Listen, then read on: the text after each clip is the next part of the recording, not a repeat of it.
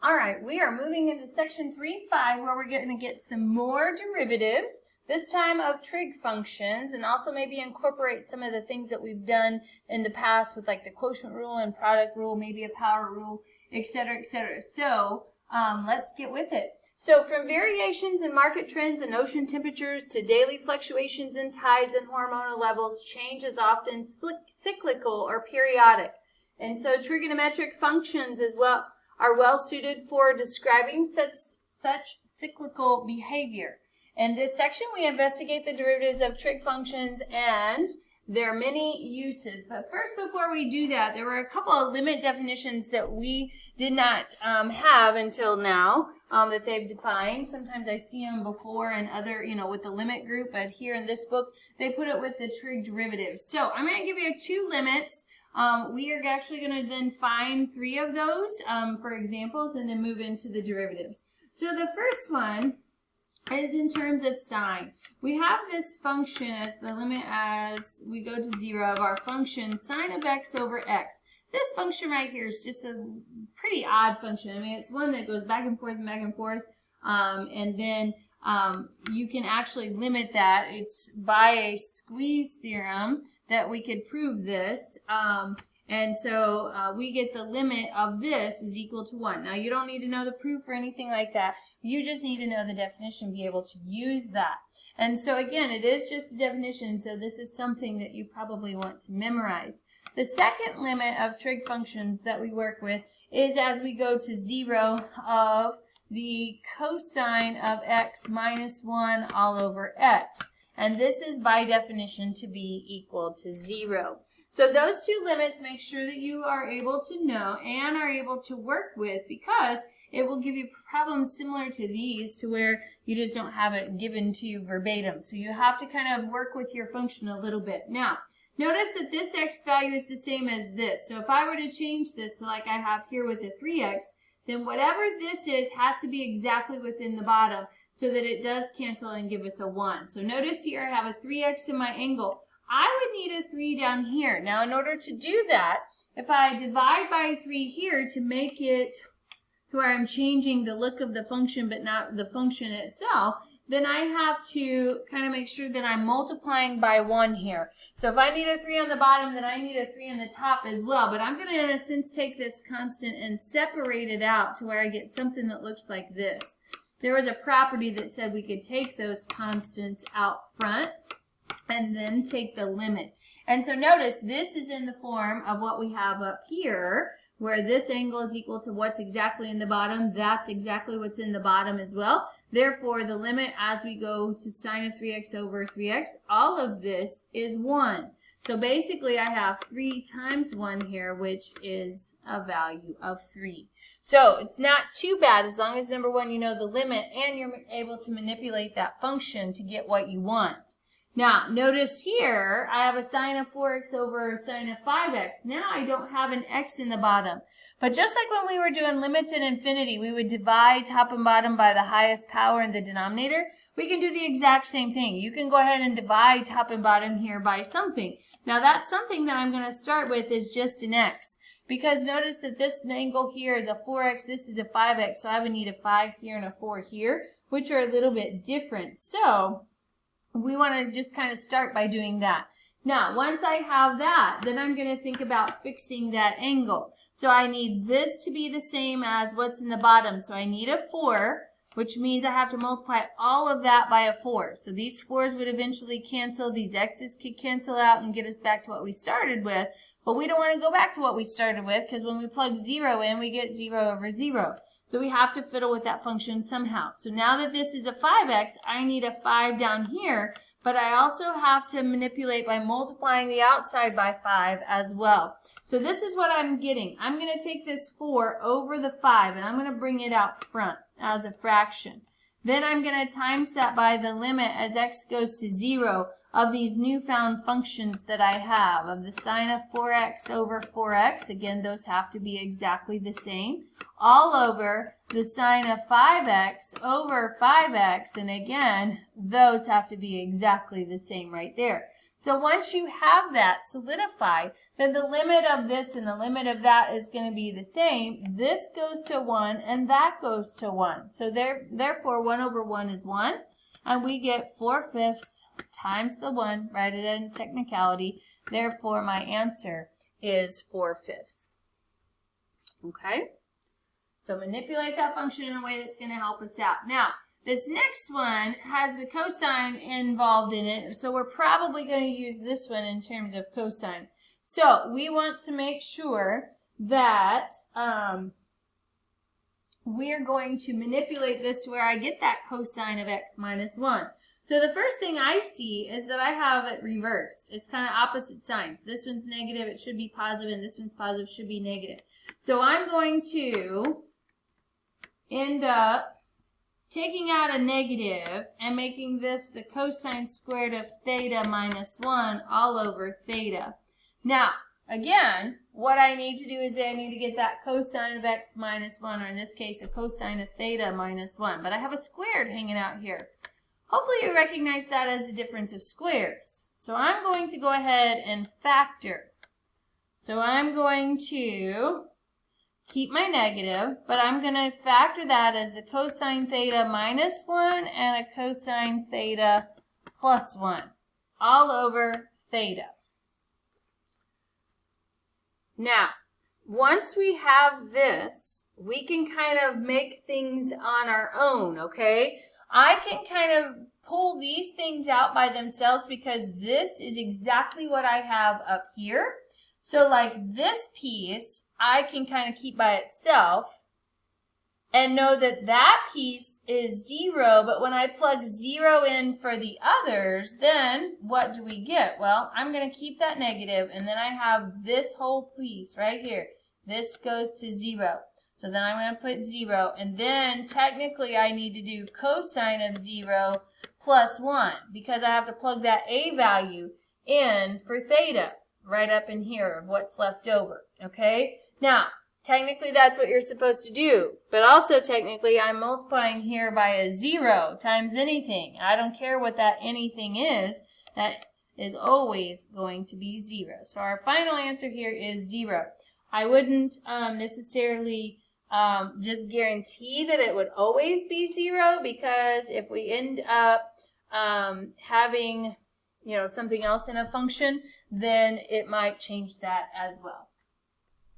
Now let's move on to our derivatives of our trig functions. Now that we've got that little concept taken care of for our limits of our trig functions. And we do have 6 trig functions that we have to determine the derivatives for. You just have to make sure that you know them. You will use more, some of them more than others, but there's also a pattern to them. Notice that I have kind of the sine and the cosine. They are kind of, they're actually called cofunctions of each other. Tangent and cotangent are cofunctions. Secant and cosecant are cofunctions, if you remember that from trig. But their derivatives are going to kind of somewhat be related. So I'm going to give these to you. Again, you have to know these. These are something you got to put in your mind, okay? So most often than not, we're going to be using sines and cosines, but not always. So if I want the derivative of sine, that is going to be defined as the cosine of x. Now, the derivative of cosine is the sine, but it is negative. Okay? So hopefully that should be pretty easy. The derivative of sine is cosine. The derivative of cosine is negative sine. Now, the derivative of tangent is secant squared, and the derivative of its cofunction, which is cotangent, is negative cosecant squared of x. So notice that we have secant squared, then we have cosecant squared. So that's kind of a pattern. They look similar with tangent and cotangent. And then the cofunctions of secant and cosecant look very similar together as well. The derivative of secant is secant tangent, and the derivative of cosecant is negative cosecant cotangent of the angle. Okay? So what we have here are patterns here. You have secant tangent, then we have kind of the cofunctions of that cosecant cotangent. So that may be some way for you to kind of figure out a pattern to memorize. What I like to also point out that is the trig function starts with a c. notice that each one of their derivatives are negative. So that's another thing to remember as well in a pattern sense. So if you have to put these on some flashcards and try to memorize them, do so. Whatever it takes to make sure that you memorize them, okay? So let's see if we can find some derivatives of functions just to kind of start easily. Then we're going to do some of our product rules and maybe even a quotient rule. So find the derivatives of the following functions. So y prime of y equaling sine of x plus cosine of x. I want to find the derivative. So I need to look at the derivative of sine, which is cosine. And the derivative of positive cosine is negative sine. So I could do plus a negative sign if I wanted to, or we could straight go and change that sign to make it a minus sign. So that right there is the derivative. Pretty simple when you just have two functions that are added together. But what happens if we have the product of two functions? One of those being a trig function, the other one being a polynomial there with an x cubed. Then we're going to treat that as our f function. We're going to treat this as our g function and do a product rule. Now remember, that is not just f prime, g prime. In the last section, we found that the derivative of a product is that you take the first times the derivative of the second. Now the derivative of cosine is negative sine. Plus the second, which is cosine, times the derivative of the first, which gives me a 3x squared. Again, what is that? You take the first times the derivative of the second, plus the second times the derivative of the first. So, at this point, calculus is done. Then I have to end up simplifying it a little bit. So what I have here is negative x cubed times the sine of x. Anytime you have something other than the trig function, put the trig function at the end. This we're going to bring up front and make that plus 3x squared times the cosine of x. And that is as far as you can go, unless you wanted to factor out an x squared or something like that. But in this case, you don't necessarily have to do that. Okay? All right. Sorry again that is coming up here. All right. So I'm going to extend my page. Okay, it goes away. I'm going to extend it anyway. There's another. All right. So here we have y equaling cosine of x minus x times the sine of x. Now, this is just one straight trig function, what we have up in our box. But here, this is one function times another. So this is just a derivative of that, but this here we have to use the product rule on that. So we're going to take the derivative here of this function, and I need the derivative of cosine, which is, according to our box up there, a negative sign. But then I have to subtract. Now be careful with the product rule. Remember, it is a sum of two things. And if I have a negative in front of a sum of two things, then you have to make sure that you distribute. So now let's do our product rule. We're going to take the first times the derivative of the second. The second is sine. Derivative of sine is cosine. Plus the second times the derivative of the first. Well, that's next to the first power. It is linear, so that is just the coefficient that is out front. So we would have that. Now, again, here calculus is over. Now I get to use algebra to simplify. So I get the negative sine of x. Now I need to distribute this negative through to both of these. So this gives me minus x cosine of x. And then I want the negative of that, so it would be a minus sine of x. And let's see if we can go further, and it looks like we can. We have two negative sines of x, so negative 1 sine of x minus 1 sine of x is negative 2 sines of x. Minus x cosine of x would be our final derivative for that problem. Okay? All right, very good. Now the next one, you want to maybe write a little bit smaller. I probably should have put this to the next page, but make sure you write a little bit small so that we can simplify this down. Now, this is a product rule where I'm going to let that be my first function and that be my second function. And I have to find the derivative. So that means that I must take the first, which is secant, times the derivative of the second. So in our box, we look at cosecant of x. That is defined to be the negative cosecant of x cotangent of x, if I'm finding the derivative. And then I need to add to that, because I'm doing the product rule, the second, which is cosecant of x, times the derivative of the first. So the derivative of the first is secant tangent, if we refer to our box up top for the derivative of secant. Okay, now here's where the fun begins. How in the world would I ever simplify that? Well, they're probably in a test situation. I would be taking multiple things, but if I say simplify this down to 2 trig functions, notice we do have 3, actually 4 within there. So you would have to do some simplifying, okay? Or in a multiple choice situation, you would have to pick the one that is equal. So I'm going to bring the negative out front, and then I'm going to end up changing these to their reciprocals. That's one way to remember how to do it. Change to sines and cosines when we were working with identity stuff in the very first chapter. So secant is the same as 1 over cosine. Cosecant is the same as 1 over sine. Cotangent is the same as cosine over sine. And we keep doing that down the line. So then I add to that, we have a 1 over sine of x, and then a 1 over cosine of x. And I'm kind of splitting each one of these apart, and then a sine over cosine for tangent. And so what happens when we change these to sines and cosines? A lot of times things will actually cancel, so that's awfully nice for that to occur. And notice in the first term, these cosines are going to be gone.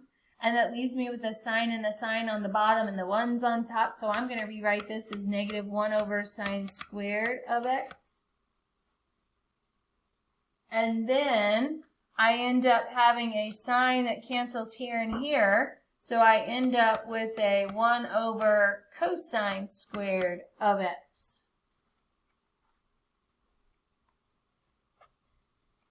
All right. Now, if I ask you to leave it in terms of sines and cosines, definitely that would be your final answer. But we could actually change that a little bit by changing it back to what its reciprocal is. So 1 over sine is actually cosecant. It's a negative, and I have a squared, so I could write this as negative cosecant squared of x. And then this one, when I have 1 over cosine squared, then I end up having secant squared as an answer. And so that would be a final derivative in terms of 2 trig functions, so you could circle that. Or if you wanted to reverse the order to not have the negative coming first, that would be a possibility as well. So you would end up having secant squared of x minus cosecant squared of x. So either way works with that for a final answer. All right, now let's move on to this. It looks like we got a couple quotients that we have to deal with, and then doing a second derivative, and then we will have kind of a twist to it. Okay, so if I have y equaling 1 plus cosine over 1 minus cosine, this is a quotient of 2 functions, call it f and g. These are this is the case when we do a quotient of Hody-High. So if you remember how to do that from our previous section and know that mnemonic device, then you can do that. Or if you memorize the formula, you can use that as well. So I'm going to take Hody-High. So remember, this is high over ho. So we're going to take ho d-high, so the derivative of the top. Well, the derivative of a number is 0. The derivative of cosine is negative sine, minus high, which is cosine of x, 1 plus cosine of x, d-ho, so I have to take the derivative of the bottom. Well, the derivative of 1 is 0. Then I have the negative of cosine. Well, the derivative of cosine is negative sine, therefore I have a double negative going on there. Therefore, the derivative of the bottom is just sine, all over 1 minus cosine of x, quantity squared. Which didn't. There we go. Okay? All right, so at this point again, calculus is done. You've taken the derivative. Now we have to end up doing a little bit of algebra by distributing this and distributing that through. So when I do negative sine times 1, I get negative sine of x, and then a negative times a negative is a positive, and I'm going to write that as sine of x times cosine of x. Then I have a negative here, be careful, of sine that I have to distribute. So we have a sine distributed through gives me sine, but the opposite of that is negative sine of x. And then sine and cosine, but then the opposite of that would be a minus sine times x times cosine of x. All over 1 minus cosine of x quantity squared. Now, we're close. Because here, the sine cosines cancel. One's plus, one's minus, so they're gone. And I have minus sine x is a minus 2 sine of x all over 1 minus cosine of x quantity squared. And ladies and gents, that is your final derivative for that quotient function that we have at the start. Okay? All right, let's try one more. This one includes some cosecants and cotangents, so they're not as nice as what we have here with our sines and cosines, but we can still do it. I'm going to change the color here just so we have a difference here. All right, so we're going to go y prime is equal to, I'm going to again do ho d high minus high d ho over ho ho, so make sure that you know that. So we're going to go ho d high. Now, the derivative of cotangent is negative cosecant squared of x. So again, make sure you are memorizing those. You have to know those. Minus, I'm going to go high d ho. So cotangent times the derivative of this. So if we check our box, what is the derivative of cosecant? Well, it is negative cosecant cotangent. So I have two of those terms, but then I have to take all of that all over 1 plus cosecant of x quantity squared. So all over ho-ho, and that's where the denominator comes into play, okay? Now again, this is one that's not too friendly in order to distribute those things through and be able to kind of simplify that down. We may need to use some trig identities and stuff to simplify it. Okay, so again, if you have this on My Lab Math and they give it to you in multiple choice answers, you're going to have to determine which one it's equivalent to. So first I'm going to distribute this negative cosecant squared of x. So I get negative cosecant squared of x minus, I have 1 here and 2 here, so I get cosecant cubed of x. And then I have a minus and a minus becomes a plus, and I have 2 cotangents, so I get cosecant of x, cotangent squared of x. All over 1 plus cosecant of x quantity squared. I think I made a mistake on my writing. Okay, yes, maybe I can squeeze it in here. That squared is on the outside. Okay? All right, very good. Now, what I'm looking at here in the numerator is that I've got 3 terms. Each of them actually have a cosecant that is in common, and notice I have a negative kind of going out here as well. So I'm going to plan on taking out a negative cosecant of x and seeing what's left over. So when I do that, if I take a negative cosecant away from here, I'm left with just a positive cosecant. And if I take a negative of that, I'm left with a positive cosecant squared of x. And if I take a negative cosecant from here, this plus changes to a minus, and I'm left with cotangent squared of x. All over 1 plus cosecant of x quantity squared. Okay. Now at this point, this is where we might need to throw in some of our trig identities that we had. If you recall, just over here to the side, if you remember I had 3 Pythagorean theorem identities that we talked about. One of them being sine squared plus cosine squared equals 1. And I've told you many times that that's the one I remember, that if I'm dealing with some squareds on some stuff that I might be able to exchange out, I'll prove to myself the one that is involving cotangent and cosecant.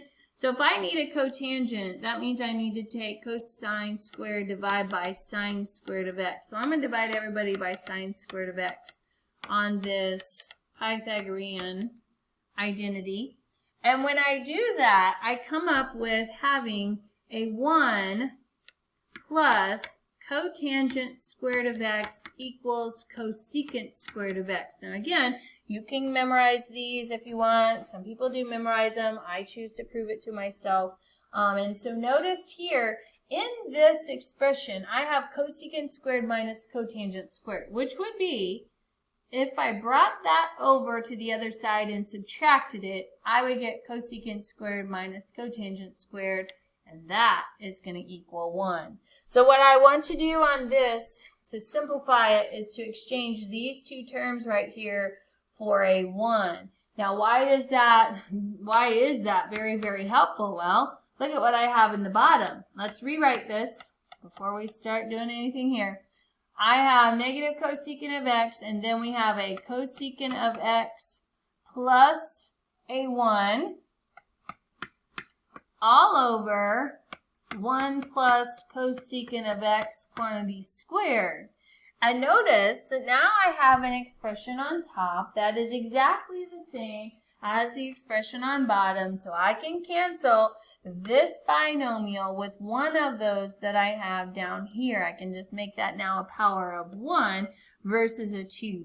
So the final answer for this derivative, and this is kind of a long one, but good to see so that you remember some of those trig identities that we talked about in chapter 1. Sometimes when you have a derivative like this, it is necessary for you to change things up.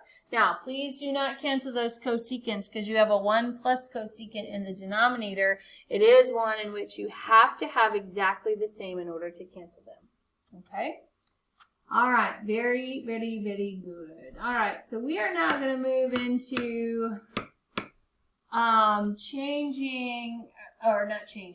doing a derivative twice of cosecant. So what I have here on cosecant, remember this notation says that I need the second derivative of cosecant. So you can do this notation. Sometimes I choose to do, okay, f of x equals cosecant of x, and I'm going to just use the f prime and f double prime notation. So it's up to you. You can set that equal, find the first derivative, then find the second. But I like to use the f notation. F prime of x would be the derivative of cosecant, which comes directly from our chart. Notice that that is negative cosecant cotangent of x, and bam, that's easy because that's all I need to do. But then when I have to take a derivative of that derivative to find the second derivative, then I have to do a little product rule. Okay, so notice that I do have a negative there. So make sure you can either choose to pull the negative out front or choose to include that within your functions. Okay, so if I let that be the first and that be the second, then I'm going to take, for my second derivative and a product rule, I'm going to take the first, negative cosecant of x, times the derivative of the second. Well, the derivative of the second is negative cosecant squared of x, is what the derivative of cotangent is. Then I have to add to that the second, which is cotangent of x, times the derivative of the first. Well, the derivative of the first, if I just take away the negative, don't forget the derivative of just cosecant is going to be negative cosecant cotangent. But if I have a negative on top of that, double negative makes that a positive. So I'm just going to write cosecant of x, cotangent of x. And then, again, that's where calculus ends. Here's where the algebra fun begins. So I need to simplify that. Notice I have a negative times a negative becomes a positive. Cosecant cubed of x, because I have 3 altogether. And then I end up having 2 cotangents here. So I'm going to add to that cosecant of x, cotangent squared of x. And so that would be a perfect answer for me unless I end up asking you for a simplified factored form. And so this could be one answer. And if I were to factor things out, notice that there is a cosecant that is common to both. So I could factor that out and make it cosecant of x on the outside, be left with cosecant squared of x plus cotangent squared of x as my final answer as well. Okay, so please make sure that you are comparing things in my lab math with what they are giving you. Again, on an open-ended response, hopefully there would be multiple answers that they would take. So make sure you follow the directions. All right, and our last example that we have here before we are finished with section 3.5 is that we are to evaluate, going back to evaluating a limit, the following limit, or state that it doesn't exist. Now, it gives us a hint here. it says ID each limit, or identify this limit as the derivative of a function at a point. So we've talked about shortcuts of our derivatives. We don't want to forget about the formal definition of a derivative, excuse me, not limited. One of those formal definitions for a derivative was if I had the limit as I approached a of f of x minus f of a all over x minus a. That was one. But then we also were looking at finding the limit as h goes to 0 of f of x plus h minus f of x all over h. And so notice, these are my two formal definitions for a derivative, but I, in this problem, don't have one going towards 0. I have x moving towards pi over 4. So that's an a value. So the question is can I solidify that what I'm given in this problem is of this form? Well, notice what I have in the denominator. Those are the easiest to match up, x and x, and a and a. This is a, that's a. That's very good. So it's telling me in disguise basically that this is my function. Now, is f of pi over 4 1? That would be the only question. Well, if I say that f of x equals tangent of x, then what is f of pi over 4? Basically, what's the tangent of pi over 4? That would be what we're looking at and what's in question to see if I line up with the definition of a derivative here in disguise. So, I'm going to draw a 45, 45, 90 right triangle and remind you of what I kind of use as my way of remembering these trig functions. 1, 1, root 2 are the sides of that right triangle. And so notice if I'm looking at a 45-degree angle, it's the opposite over the adjacent. 1 over 1 does give me a value of 1. So this in disguise right here is f of a, okay? So what this is the limit as x goes to a of f of x minus f of a all over x minus a. Hence, the derivative, okay? Wait for it to do that, do its thing. So hence, this is f prime at a. That's what they're in disguise looking at and asking you for, okay? So now you don't have to work with the limit. Now that we know that that's actually the definition of a derivative, I can go right here and say, okay, what is f prime of x? What is the derivative of that function? In this case, it's tangent. And so, going to our chart on the other page, we can now determine that the derivative of tangent is secant squared. And this problem is, again, in disguise, asking us for what is the derivative at pi over 4? What is the number or the slope of the tangent line of that function at pi over 4? So we need to determine what is the secant squared of pi over 4. Now, what we have to, and if you remember notation, this is actually defined to be the secant of pi over 4 squared. So, the secant is the reciprocal of the cosine. So, what is the cosine of pi over 4? Well, I go to 45, the cosine would be the adjacent over the hypotenuse. The reciprocal of that would be the reverse of it. Therefore, the secant is square root of 2 over 1, which is just square root of 2. So that means I have to now do the square root of 2 squared, and that gives us the square root of 4, which then is the value of 2. So for all of that, technically you could take a derivative, plug it in, but I wanted to write it out for you so that you can see it is fully, yes, the definition of a derivative right there. Okay, so that one's kind of tricky because not all the times are you always honing in on those as a derivative. So make sure you don't forget about that. That's important. All right, so that's the end of section 3.5 in our trig derivatives. So you're adding in your toolbox. What we get in section 3.6 is actually some applications of derivatives as rates of change. So we'll use some of these first and second derivative concepts to apply it. And then the later half of section or chapter 3, we're going to get more techniques on derivatives. So until next time.